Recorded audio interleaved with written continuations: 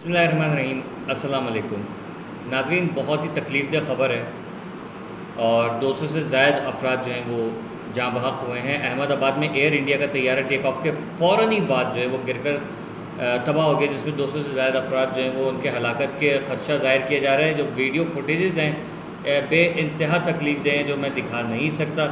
اب بتایا جا رہا ہے کہ پرواز لندن کے گیٹ وک ہوائی اڈے کے لیے روانہ ہو رہا تھا یہ تو پولیس کا کہنا یہ ہے کہ طیارہ ڈاکٹروں کے ہاسٹل پر جا کے گرا ہے اور تباہ ہو گیا ہے۔ پولیس کا کہنا یہ بھی ہے کہ ہلاک ہونے والوں کی تعداد 200 سے زائد ہے۔ بوئنگ 8787 پر جو کہ ڈریم لائنز کا پہلا مہلک حادثہ ہے یہ اس کا طیارے کا نام ہے، طیارے کا نمبر ہے۔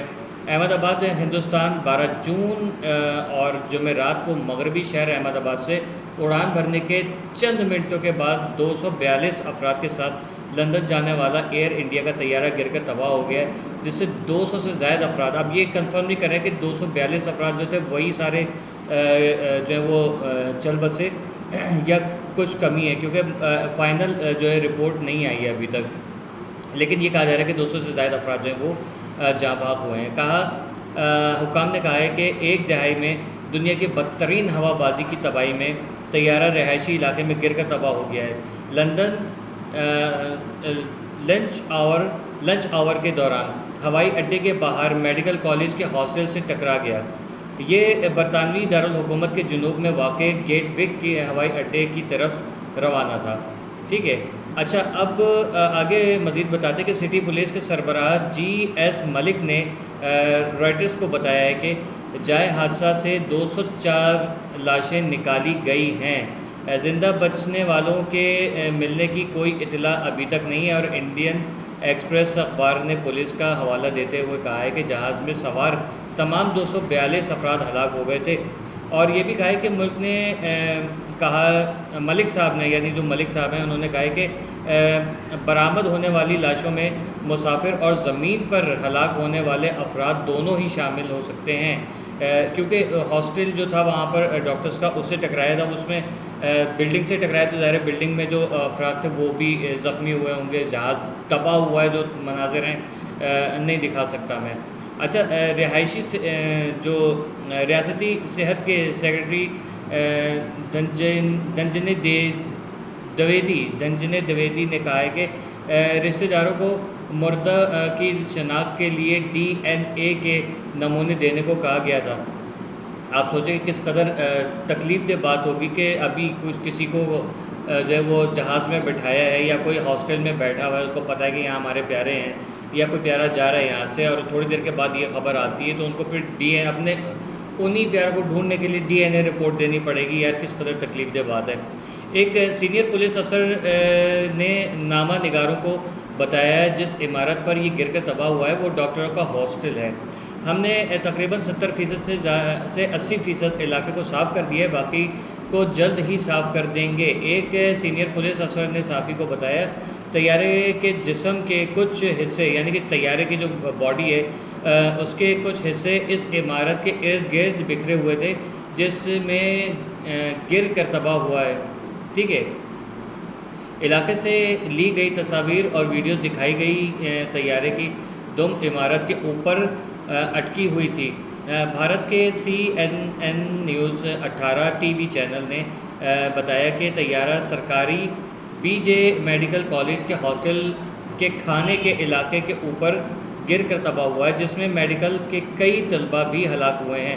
اچھا، اب یہ چیز آپ کو بتاؤں کہ ہوتا کیا ہے، جو کھانے پینے کی ایسی جگہ ہوتی ہیں، ہاسٹلز ہیں یا ہوٹل ریسٹورنٹس وغیرہ ہوتے ہیں، یہ ایئرپورٹ سے بالکل ہٹائے جاتے ہیں، ٹھیک ہے، دور ہوتے ہیں وہاں پر، تاکہ کھانے پینے کی اشیاء آپ پھینکیں تو پرندے آ کے ان کو، ظاہر ہے کہ پرندے بھی آ رہے ہوتے ہیں، تو پرندہ ایسا مجھے لگ رہا ہے کہ کہیں ایسا نہ ہوا کہ کوئی پرندہ جو ہے وہ اس جہاز سے ٹکرا گیا ہو، کیونکہ لنچ آور کے وقت ہی جو ہے وہ یہ سارا کچھ ہوا ہے۔ ایک ذریعے نے رائٹرز کو بتایا کہ مسافروں میں 217 بالغ، 11 بچے، 2 شیر خوار شامل تھے۔ ایئر انڈیا نے بتایا کہ ان میں سے 169 ہندوستانی، 53 برطانوی اور 60 پرتگالی اور ایک کینیڈین شہری تھا۔ اچھا، مزید یہ کہا گیا ہے کہ طیارہ بوئنگ 8787 ڈریم لائنس تھا، جو سروس میں جدید training flight radar 24 aviation tracking site مسافر طیاروں میں سے ایک ہے۔ اچھا، aviation safety network database کے مطابق یہ ڈریم لائنس کا پہلا حادثہ تھا جس نے 2011 میں تجارتی طور پر جمعرات کو گر کر تباہ ہونے والے طیارے نے پہلی بار 2013 میں اڑان فلائٹ ریڈار 24 پر پرواز شروع کی اور جنوری 2014 میں اسے ایئر انڈیا کو پہنچایا گیا تھا۔ جی، یہ خبریں ہیں۔ اچھا، پھر ایکس پر کہا گیا ہے کہ ہم تفصیلات کا پتہ لگا رہے ہیں، مطلب جو ایکس پہ رپورٹس آ رہی ہیں اس پہ کیونکہ لوگوں نے شیئرنگ کی ہے تو انہوں نے کہا ہے ہم مزید تفصیلات کا پتہ لگا رہے ہیں، مزید اپڈیٹس کا اشتراک کریں گے۔ ایئر انڈیا نے یہ کہا ہے۔ ٹیک آف کے فوراً بعد کریش ٹیلی ویژن چینل کی رپورٹ کے مطابق یہ حادثہ طیارے کے اڑان بھرنے کے فوراً بعد پیش آیا۔ ایک چینل نے یہ بھی دکھایا ہے کہ طیارہ رہائشی علاقے سے ٹیک آف کرتا ہے اور پھر اسکرین سے غائب ہو جاتا ہے۔ اچھا، اس سے پہلے کہ اگلے کا آگ کا ایک بڑا جو ہوتا ہے نا دھماکہ، وہ بھی دیکھا گیا ہے گھروں کے باہر سے آسمان کی طرف بڑھتا ہوا، اور وہ ہم نے بھی دیکھا ہے۔ اور اگر مطلب کاپی رائٹ نہ آ جائے یا کوئی وائلیشن نہ ہو جائے اس لیے میں وہ لگا نہیں رہا ہوں۔ اچھا، یہ بھی اس میں ایک چیز اور بھی بتائی جا رہی ہے جو کہ بہت زیادہ امپورٹنٹ ہے کہ انہوں نے یہ بھی دکھایا ہے کہ لوگوں کو اسٹریچر میں لے جایا جا رہا ہے، ایمبولینس میں لے کے جا رہے ہیں۔ احمد آباد کے سرکاری ہسپتال میں ایک مسافر کے رشتہ دار پونم پٹیل نے خبر رساں ایجنسی ANI کو بتایا ہے کہ میری بھابھی لندن جا رہی تھی، 1 گھنٹے کے اندر مجھے خبر ملی کہ طیارہ گر کے تباہ ہو گیا۔ کیا گزری ہوگی یار، بہت افسوسناک بات ہے۔ میڈیکل کالج کی ایک طالبہ کی ماں رمیلا نے ANI کو بتایا کہ ان کا بیٹا لنچ بریک کے لیے ہاسٹل گیا تھا جب طیارہ گر کے تباہ ہوا۔ میرا بیٹا محفوظ ہے اور میں نے اس سے بات کی ہے، اس نے دوسری منزل سے چھلانگ لگا دی تھی، اس لیے اسے کچھ چوٹیں آئی ہیں۔ یار دوسری منزل سے چھلانگیں لگانا، can you even imagine that? بہت ہی زیادہ افسوسناک بہرحال یہ واقعہ ہے کہ احمد آباد ہوائی اڈے پر ایئر ٹریفک کنٹرول کے مطابق ہوائی جہاز رنوے 23 سے دوپہر 1:39 بجے مطلب 1:39 بجے جو روانہ ہوا۔ اس نے میڈے کی کال بھی دی، ٹھیک ہے، بہت امپورٹنٹ چیز ہے، میڈے کی کال بھی دی جس سے ایمرجنسی کا اشارہ ہوا، لیکن اس کے بعد ہوائی جہاز سے کوئی جواب نہیں آیا۔ یہ بھی ایک عجیب بات ہے۔ اچھا، ایک چیز یہ بھی بتائی جا رہی ہے کہ جب یہ میڈے کی کال گئی ہے تو اس پہ کوئی رسپانس بھی نہیں آیا ہے، ایسا بھی سننے میں آ رہا ہے، لیکن بہت ساری اور بھی چیزیں ہیں۔ اب بوئنگ نے کہا ہے کہ وہ ابتدائی رپورٹ سے آگاہ ہے اور مزید معلومات اکٹھا کرنے کے لیے کام کر رہا ہے۔ بوئنگ پری مارکیٹ ٹریڈ میں حصے 6.8% گر گئے ہیں، $199.13 پر آ گئے ہیں، ٹھیک ہے۔ یہ بھی ایک خبر ہے۔ BA.N ہوائی جہاز کے انجن بنانے والی کمپنی GE ایرو اسپیس نے کہا ہے کہ وہ ہندوستان جا کر کاکپٹ ڈیٹا کا تجزیہ کرنے